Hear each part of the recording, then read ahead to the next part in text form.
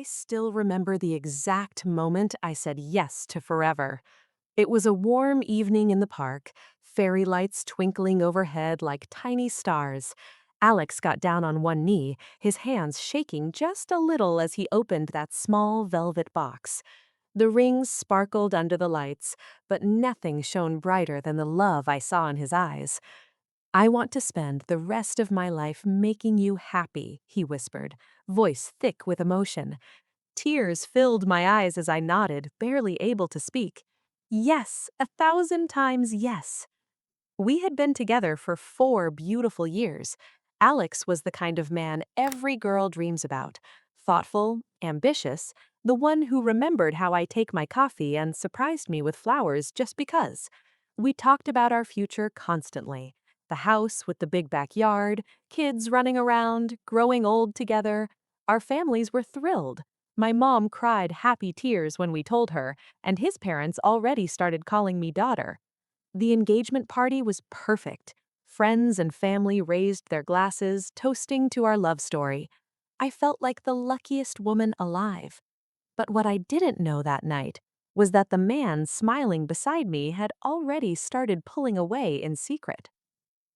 A few weeks after the engagement, small things began to feel off.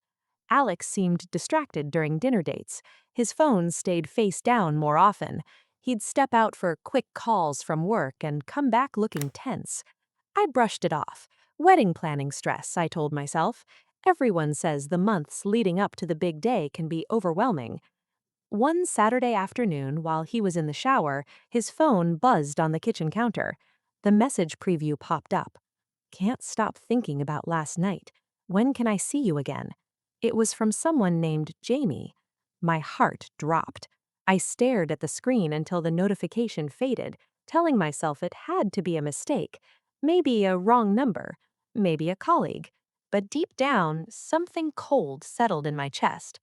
I didn't confront him right away.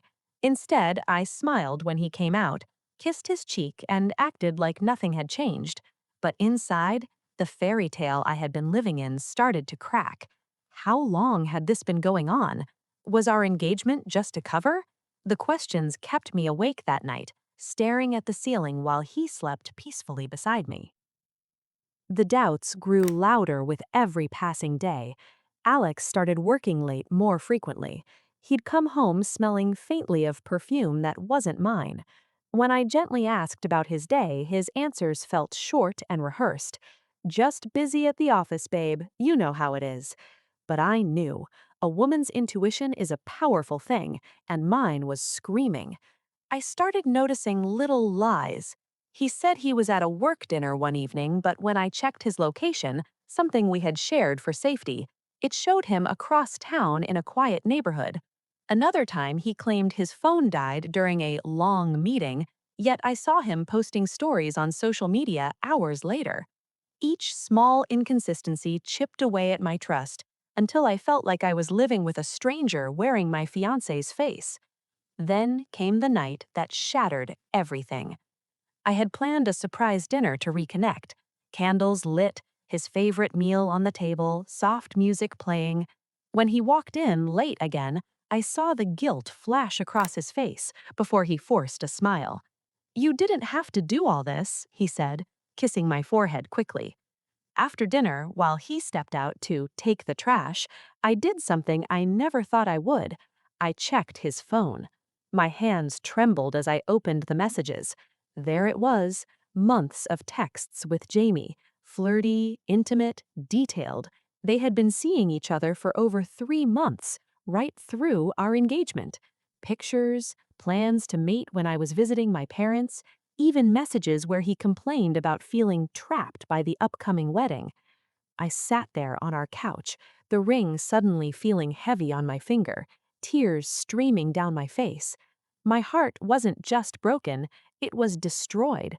The man I had trusted with my future had been living a double life.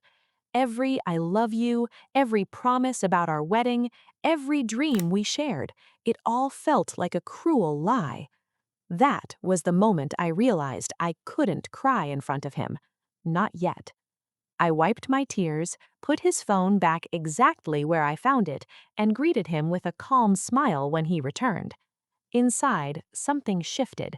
The pain was still there, raw and aching, but a quiet strength began to grow beneath it. I wasn't going to scream or beg. I wasn't going to give him the satisfaction of seeing me fall apart. Instead, I started planning in silence. I gathered more proof, screenshots, dates, even a few voice notes I recorded when he thought I was asleep. I spoke to a close friend who helped me stay grounded. Slowly, the heartbroken fiancée transformed into a woman who refused to be a victim. I smiled through family dinners, laughed at his jokes, and continued planning the wedding on the surface, while underneath I was carefully building my quiet revenge.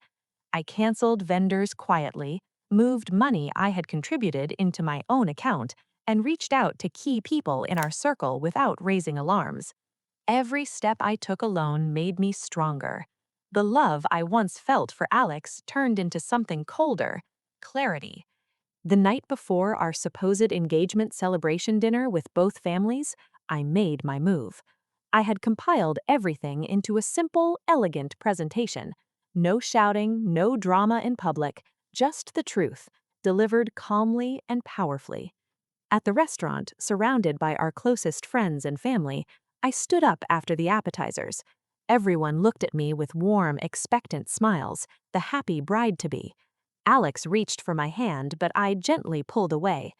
"I have something I need to share with you all tonight," I said, my voice steady even though my heart was racing. I connected my phone to the screen they had set up for toasts. Slide after slide revealed the messages, the lies, the secret meetings. Gasps filled the room. Alex's face went pale. He tried to interrupt, mumbling excuses, but I continued speaking with quiet dignity. "I loved you with everything I had, Alex. I was ready to build a life with you, but you chose to betray that love while I was planning our future. I won't be walking down any aisle with someone who was already looking for an exit." The room was silent except for a few quiet sobs from my mom. His mother looked devastated. Friends who had celebrated us stared in disbelief. I looked at Alex directly one last time. "I hope you find what you were searching for, but it won't be with me." I removed the ring right there, placed it gently on the table in front of him, and walked out with my head held high. No yelling, no tears in front of them, just calm, powerful grace. In the days that followed, the consequences unfolded naturally. Our mutual friends distanced themselves from him after seeing the truth. His family was embarrassed and disappointed. The wedding deposits we lost? I had already protected my share. He was left explaining the sudden cancellation to everyone who had been excited for us. I heard later that he tried reaching out, messages full of regret, apologies, even tears. But I had already started my new chapter. I focused on healing, surrounded myself with real love from family and true friends, and rediscovered the woman I was before I lost myself in him. Looking back now, I realize the greatest revenge wasn't exposing him, though that brought justice. It was choosing myself, walking away with my dignity intact, turning pain into power. If you're watching this and going through betrayal, know this: your worth was never defined by someone who couldn't see it. Heal at your own pace.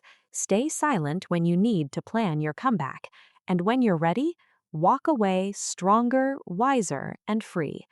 Because sometimes the most shocking revenge is simply becoming the best version of yourself without them. Thank you for listening to my story. If it resonated with you, drop a comment below. Remember, your heart deserves real love. Never settle for less.